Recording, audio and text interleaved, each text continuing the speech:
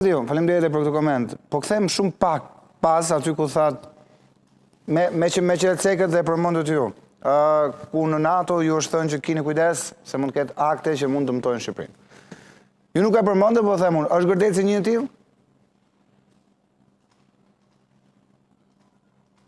Ky është një diskutim që është bërë 2 javë para se ndodhi, 3 javë para se ndodhi shpërtimi në Gërdec. Dhe po ja bëj faktin, edhe ka dëshmitar këtë. Kam qenë bashkë me drejtorin shërbimit informativ të ushtrisë në atë kohë, Mystin Gjergji, në një takim me drejtorin e shërbimit inteligjente të NATO-s. Dhe në takim është thënë që duhet kemi kujdes që para marrjes për ftesë për antarësim mund kemi ngjarje të jashtëzakonshme. Po ashtu i është thënë drejt për drejt zoti Gjergji edhe nga nëndrejtoresha e drejtorisë inteligjencës të NATO-s në një takim tjetër. Dhe të gjithë të informacion ne kemi përcjellë në atë kohë te shërbimet tona të inteligjencës, edhe tek qeveria, dhe nuk morëm asnjë përgjigje. Dhe injorimi paralajmërimeve të tilla, dhe si kjo që ndodh me ambasadën amerikane, është një gjë që duhet marrë seriozisht. A ka ndodhur apo s'ka ndodhur në Gërdec veprime subversive, kjo është një çështje që vlen për diskutuar. Por ajo që dua t'ju them është që do të thënë qëndrimi pra shkakun se çfarë ka ndodhur, që është hedhur poshtë me dëshmi konkrete, tregon qartësisht që këtu ka një politikë vetëm për qëllime dhe ka një proces për qëllime politike dhe jo për të zbardhur të vërtetën, e cila duhet të interesojë në radhë parë viktimave, familjarëve, por duhet të interesojë dhe shtetit, sepse vulnerabiliteti i shtetit në çështje sigurisë kombëtare është një gjë e papranueshme. Dhe duhet të shtoj që jemi vetëm i vend antar i NATO-s që nuk kemi një strukturë permanente që diskuton për çështje sigurisë, por kemi vetëm njëri në krye të qeverisë që injoron dhe Këshillin e Sigurisë Kombëtare, edhe presidentin, edhe institucionet e tjera dhe merr përsipër që të jetë mbi të gjitha këto institucione dhe për më tepër pasaj të ketë njerëz që ti inspiroj për të folur në një mënyrë apo në një mënyrë tjetër për ta zhbërë edhe rolin që ka Kuvendi i Shqipërisë.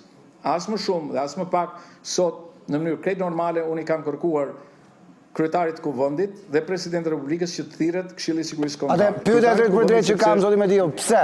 Pse presidenti i Republikës Bajram Begaj nuk e thret Këshillin e Sigurisë Kombëtare? Në këtë moment kur Kosova kujtoi menjëherë sapo nisi lufta, menjëherë u bë një mbledhje në Kosovë, ndërkohë që ne ka 5 javë dhe ende nuk e kemi mbledhur Këshillin e Sigurisë Kombëtare. Ku ne për shkak të strehimit të mekëve jemi shumë të rrezikuar se Kosova.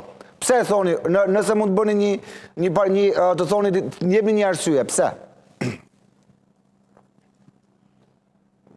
Këtë arsye duhet ta japi presidenti i Republikës, po për fatin e keq nuk ka pas asnjë diskutim serioz ndonjëherë në Këshillin e Sigurisë Kombëtare. Është fakti sepse institucionet nuk i përgjigjen kërkesës së presidentit, apo çështja e sigurisë kombëtare është larguar tërësisht nga roli i presidentit, gjë që nuk duhet të ndodhë. Kjo është një çështje për ta vlerësuar, për ta diskutuar. Unë kam qenë dhe jam për një strukturë permanente e cila bën analizën ditore të problemeve dhe kërcënimeve të sigurisë, siç ndodh në çdo vend antar të NATO-s, i cili përcakton kush janë kërcënimet dhe kush janë masat që duhen marrë. Fakti që ne dalim dhe themi gjithkohës që shiko, s'kemi asnjë problem se ne jemi vend antar i NATO-s e tjera, është një gjë e papranueshme, do të thënë është më shumë se sa naive.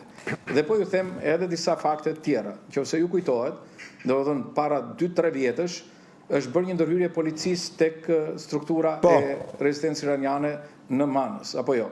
Nëse ju kujtohet.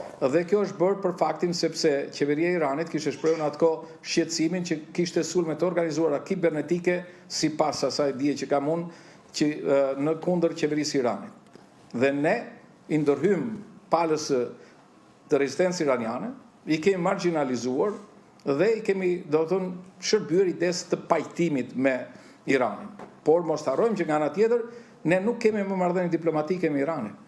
I kemi ndërprerë marrëdhënie diplomatike. Po ashtu duhet ju kujtoj që vetë Khomeini, ish lideri suprem, ka folur qartë kundër Shqipërisë. Biles në mënyrë fyese. Një shtet i vogël i ligë, mos gaboj, nëse citoj sakt. Pikërisht, me këtë gjuhë. Por le ta marrim e ta vlerësojmë realisht si ç'është. Më thoni përse Shqipëria e dizenjon Gardën Islamike Revolucionare si një organizatë terroriste. Sepse është një organizatë terroriste, kjo duhet jetë analiza që duhet jetë bërë, apo jo? Dhe një organizatë terroriste vepron në mënyra nga më të ndryshmet dhe aktet subversive janë element të luftës asimetrike që zhvillohen nëpërmjet terrorizmit. Pra, injorimi i gjithë këtyre fakteve është një gjë që nuk vlen për vendin tonë, nuk na shërben. Absolutisht nuk duhet përhap panik, por duhet i them të gjithëve që Shqipëria ka nevojë të veprojë jo në bazë të interesit dhe vullnetit të një individit vetëm apo se i membeti. Duhet veprojë në bazë të institucioneve. Shqipëria nuk ka më kushtetut, nuk ka më institucione dhe duke qenë kështu, ne duhet patjetër që ta ngrem këtë lloj shqetësimi dhe ta kërkojmë që të mblidhen të funksionojnë institucionet, pavarësisht nga debati që kemi me njëri tjetrin. Kjo çështje nuk është çështje debati politik. Kjo është një çështje e mirëfillt sigurie që kërkon njerëz që merren me këtë çështje, që janë të ngarkuar me përgjegjësinë ligjore për këtë çështje, të ulen, diskutojnë dhe dalin me një gjykim të përbashkët, duke marrë edhe informacionin nga shërbimet partnere. Paralajmërimi